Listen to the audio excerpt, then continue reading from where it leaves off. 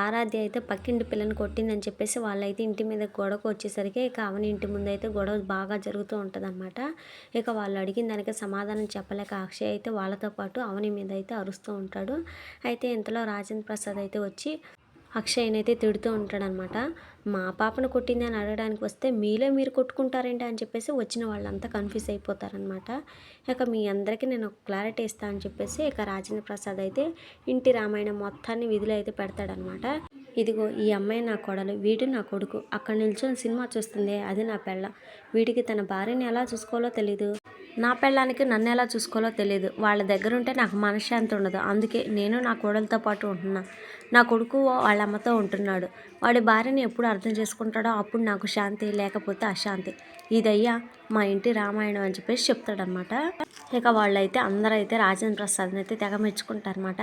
మీ ఇంటి రామాయణం మాట ఏమో కానండి, ఈ విషయంలో మీరు మీ కోడలికి సపోర్ట్ చేయడం మాత్రం చాలా గ్రేట్ అండి. మీరు సూపర్ అంతే అని చెప్పేసి అంటారనమాట. ఇక తర్వాత ఆరాధ్యకి ఆ పాపకి షేక్ హ్యాండ్ అయితే ఇప్పిస్తారనమాట. అవని ఇక ఆరాధ్యతో సారీ కూడా చెప్పిస్తుంది. నా కూతురు తరపున నేను కూడా సారీ చెప్తున్నాను అని చెప్పేసి అవని అయితే అంటదనమాట. అయ్యో పర్లేదండి, కొట్టుకున్న పిల్లలే కలిసిపోతారు. మీ భార్యాభర్తలు కూడా త్వరలోనే కలిసిపోవాలని కోరుకుంటున్నాను అని చెప్పేసి వీధిలో వాళ్ళంతా ఇక వెళ్ళిపోతారనమాట. ఇక వాళ్ళు అలా వెళ్ళగానే పార్వతి అయితే ఇప్పటి వరకు ఇంత గొడవ చేసిన వాళ్ళు నువ్వు చెప్పిన వెంటనే వెళ్ళిపోయారంటేనే అర్థమవుతుంది. ఇది నువ్వు మీ మామయ్య కలిసి ఆడిన నాటకం అని చెప్పేసి అంటదనమాట. అయ్యో అదేంటమ్మా, వీధిలో వాళ్ళు చెప్పిన మాటలు కూడా అపార్థం చేసుకుంటున్నావు అని చెప్పేసి ప్రణతి అయితే అంటదనమాట. గుడ్డొచ్చి పిల్లని ఎక్కిరించడం అంటే ఇదే, నువ్వు నోరుముయ్యి అని చెప్పేసి పార్వతి అయితే అంటది. ఇక ప్రణతి అన్న దాంట్లో తప్పేముందా అంటే అని చెప్పేసి భరత్ అయితే మధ్యలోకి అయితే దూరతాడనమాట. మా మధ్యలో దూరడానికి నువ్వెవడరా అని చెప్పేసి పార్వతి అయితే అంటది. ఇక ఇదంతా చూసి ఆవేశపడకండి అత్తయ్య, అసలే వయసు పెరుగుతుంది, ఆరోగ్యం జాగ్రత్త, వెళ్ళిరండి అని చెప్పేసి అవని అయితే అంటదనమాట. ఇక అవి తల్లి కొడుకులు అయితే ఇద్దరు అయితే ఇంట్లోకి అయితే వెళ్ళిపోతారనమాట. ఇక ఆరాధ్యని లోపలికి తీసుకెళ్ళి అసలు ఆ పాపను ఎందుకు కొట్టావమ్మా అని చెప్పేసి అవని అయితే అడుగుతూ ఉంటుంది. కావాలని కొట్టానమ్మా అని చెప్పేసి ఆరాధ్య అయితే చెప్పగానే ఇంకా అవని అయితే షాక్ అయిపోతుంది అనమాట. అదేంటి కావాలని కొట్టడం ఏంటి, తప్పు కదా అని చెప్పేసి అవని అయితే అంటదనమాట. అది కాదమ్మా, మా అమ్మా నాన్న ఎవరో వాళ్ళకి తెలియాలని ఇలా చేశా. తనని కొడితే వాళ్ళ అమ్మా నాన్న గొడవకు వస్తారని తెలుసు. అప్పుడు నువ్వు నాన్న కలిసి మేమే ఆరాధ్య అమ్మా నాన్న అని చెప్తారు కదా, అది అందరూ వింటారు. ఇలా జరగాలని అలా చేశానమ్మా అని చెప్పేసి ఆరాధ్య అయితే చెప్తుంది అనమాట. వామ్మో నా కూతురికి ఎన్ని తెలివితేటలు అని చెప్పేసి ఇక కూతురుని అయితే ముద్దాడుతూ ఉంటుంది అనమాట అవని. ఇక తర్వాత పల్లవి శ్రేయాలు అయితే ఒకే కారులో ఎక్కడికో వెళ్తూ ఉంటారనమాట. నాతో గొడవ పడే దీంతో కలిసి కార్లో వెళ్ళాల్సి వస్తుంది ఛా అని చెప్పేసి పల్లవి అయితే తిట్టుకుంటూ ఉంటుంది అనమాట. నాకేం నీతో కలిసి వెళ్ళడం సరదా ఏం కాదు, నాకు కూడా నచ్చలేదు, కానీ తప్పదు, ఏం చేస్తాం. బంగారం అన్నీ సమానంగా పంచేసుకున్నాం, కానీ వడ్డానం మిగిలిపోయింది, దాన్ని ఎలా పంచుకుంటాం. అందుకే దాని రేటు కనుక్కోవడానికి నీతో పాటు రావాల్సి వస్తుందని చెప్పేసి శ్రేయ అయితే అంటదనమాట. ఛా అది కూడా కట్ చేసి సగం సగం చేసుకోవాల్సి ఉందని చెప్పేసి పల్లవి అయితే అంటదనమాట. అమ్మో అలా కట్ చేస్తే నీకు 5 గ్రాములు ఎక్కువ పోయినా నాకే నష్టం అని చెప్పేసి శ్రేయ అయితే అంటూ ఉంటుందన్నమాట. ఇక రోడ్డు మీద వెళ్తూ వెళ్తూ భానుమతిని అయితే చూస్తాడనమాట కమలం. ఇదేంటి బామ్మ ఒంటరిగా వెళ్తుంది, సరే దీన్ని ఎలాగైనా మళ్ళీ బొట్లో పడేయాలని చెప్పేసి అనుకుంటాడు. ఇక వెంటనే బండి పక్కన పెట్టేసి కిందకి దిగి వాళ్ళ తాతతో మాట్లాడుతున్నట్టుగా నాటకం అయితే ఆడతాడనమాట. హలో ఏంటి తాత, నీ మాట సరిగా వినపడట్లేదు, స్వర్గం నుంచి మాట్లాడుతున్నావు కదా, కాస్త గట్టిగా మాట్లాడు. అవునా అలాగా, ఏం చేస్తాం తాత, బామ్మ నా మాట వినకుండా వెళ్ళిపోయింది, ఇప్పుడు మన ఇంట్లో లేదు, నేనేం చేస్తా చెప్పు అని చెప్పేసి కమల అయితే నటిస్తూ ఉంటాడనమాట. ఇక ఇదంతా దూరం నుంచి భానుమతి అయితే చూసి పరిగెత్తుకుంటూ వస్తుందన్నమాట. రే కమల ఏంట్రా ఎవరితో మాట్లాడుతున్నా అని చెప్పేసి అడుగుతూ ఉంటుంది. ఇంకెవరితోనే, నీ మొగుడుతో, అదే నా తాతయ్యతో మాట్లాడుతున్నా అని చెప్పేసి అంటాడనమాట.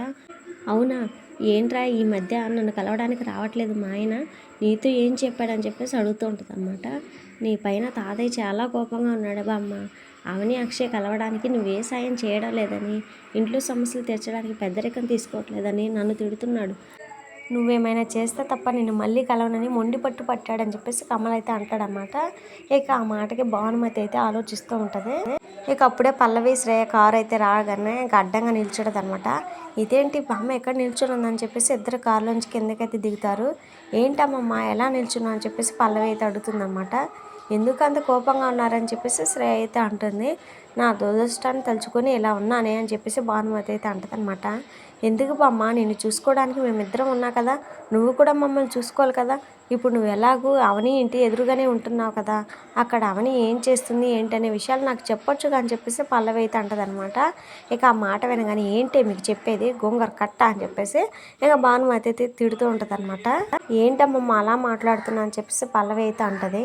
మీ వల్లనే, మీ మాటలు నమ్మడం వల్లే నా మొగుడు నా కోసం రావడం మానేశాడని చెప్పేసి భానుమతి అయితే అంటదనమాట. అదేంటి చచ్చినోడు ఎలా వస్తాడని చెప్పేసి శ్రేయ అయితే అంటదనమాట. ఈ మాటకి నా మొగుడు చచ్చినోడు గిచ్చినోడు అంటే నడ్డి విరగొడతా జాగ్రత్త అని చెప్పేసి శ్రేయ చెంప పగల కొడతాను అనమాట భానుమతి. ఇదేంటి ఎంత ఫైర్లో ఉందని చెప్పేసి పల్లవి అయితే షాక్ అయిపోతుంది. రోడ్డు మీద ఎలా వాయించేసింది ఏంటబ్బా అని చెప్పేసి శ్రేయ అయితే తిట్టుకుంటూ ఉంటుంది అనమాట. అయినా నీకు ఈ మొగుడు పిచ్చి ఏంటి అని చెప్పేసి పల్లవి అయితే అడుగుతుంది. నాకు కాదే పిచ్చి, నీకే పిచ్చి, నీకే తెక్క, నాకు తెక్క అన్నామంటే మీ ఇద్దరు పిండాలని కాకులకు పెడతా అని చెప్పేసి పల్లవికి అయితే బాగా వార్నింగ్ అయితే ఇస్తుంది అనమాట. ఏంటి అమ్మమ్మ ఎలా కొడుతున్నావు అని చెప్పేసి పల్లవి అడగానే, నోరెత్తావంటే మూతి పగలు కొడతా, మిమ్మల్ని చూస్తుంటే కాపురాలు చెడగొట్టే శూర్పణఖలా కనిపిస్తున్నారు, మీ వల్లనే నా మొగుడు నాకు దూరం అయిపోయాడు, మీ వల్లే నేను ఇలా రోడ్డును పట్టానని చెప్పేసి భానుమ అయితే తిట్టుకుంటూ వెళ్ళిపోద్ది అనమాట. ఇదేంటి ముసలిది ఎంత ఫైర్ అయింది, అసలు ఏమై ఉంటుందా అని చెప్పేసి పల్లవి అయితే ఆలోచిస్తూ ఉంటుంది అనమాట. ఇక అవని ఏమో శ్రీకర్ని అయితే కలుస్తుంది అనమాట. ఏంటి వదిన అర్జెంటుగా కలవాలని పిలిచావు, ఏమైనా ప్రాబ్లమా అని చెప్పేసి శ్రీకర్ అయితే అడుగుతాడనమాట. లేదు శ్రీకర్, అదే మన కంపెనీ కుప్పకూలిపోవడానికి కారణం ఎవరో కనుక్కోమన్నా కదా, ఆ ప్రయత్నాలు ఏమైనా చేసావా, దీని వెనక ఎవరున్నారో కనుక్కున్నామని చెప్పేసి అవని అయితే అడుగుతుందనమాట. అదే పనిలో ఉన్న వదిన, నువ్వు చెప్పినప్పటి నుంచి పల్లవిని గమనిస్తున్నా. అయితే అన్నయ్య వాళ్ళు ఇంటి నుంచి వెళ్ళిపోయినప్పటి నుంచి శ్రేయ పల్లవి గొడవ పడుతూనే ఉన్నారు. ఇంటి పెత్తనం నాదంటే నాదని ఒకటే గొడవ అని చెప్పేసి శ్రేయకర్ అయితే చెప్తాడనమాట. అయితే శ్రేయ కూడా పల్లవిలా తయారవుతుందనమాట అని చెప్పేసి అవని అయితే అంటది. ఇక ఇద్దరు ఇలా మాట్లాడుకుంటూ ఉండగానే రోడ్డు మీద ఎవరో ఫోన్ మాట్లాడుతూ కనిపిస్తారనమాట. అది ఎవరా అని చెప్పేసి చూసేసరికి అక్షయ్తో ఆ రోజు బిజినెస్ డీల్ మాట్లాడి సంతకం పెట్టించుకున్న అతనైతే అవనైతే గుర్తుపడుతుంది అనమాట. శ్రీకర్, అదిగో ఆ రోజు మీ అన్నయ్య సంతకం పెట్టించుకుంది వాడే అని చెప్పేసి అవని అయితే చెప్తుంది అనమాట.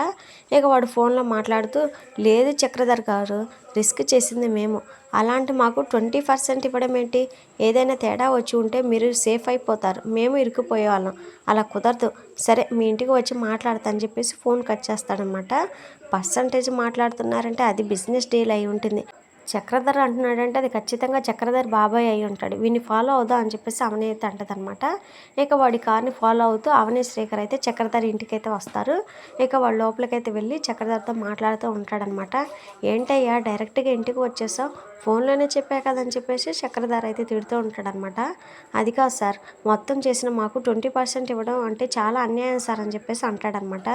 ఏంటయ్యా అన్యాయం, చేసింది మీరే కావచ్చు కానీ ప్లాన్ మొత్తం నాది, ప్లాన్ లేకుండా మీరేం చేస్తారని చెప్పేసి చక్రధర్ అయితే తిడుతూ ఉంటాడనమాట.